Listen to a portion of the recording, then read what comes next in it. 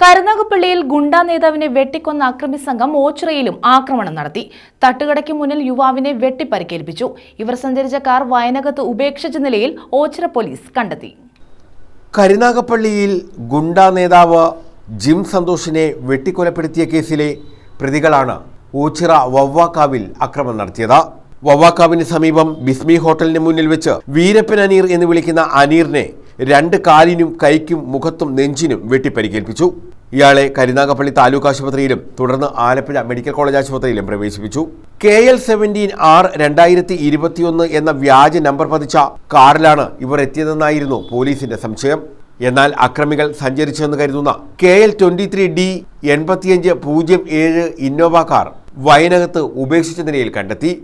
ഓച്ചിറ വയനകം ചാങ്കൂർ ക്ഷേത്രത്തിന് സമീപമാണ് കാർ ഉപേക്ഷിച്ച നിലയിൽ കണ്ടെത്തിയത്. ഓച്ചിറ പോലീസ് സ്ഥലത്തെത്തി കാർ കസ്റ്റഡിയിലെടുത്തു. എന്നാൽ അക്രമി സംഘത്തെക്കുറിച്ച് പോലീസിന് വിവരങ്ങളൊന്നും തന്നെ ലഭിച്ചിട്ടില്ല. അന്വേഷണം ഊർജിതമാണെന്നും അക്രമികൾ എത്രയും വേഗം പിടിയിലാകുമെന്നും പോലീസ് വൃത്തങ്ങൾ വ്യക്തമാക്കി. News bureau, Ochira.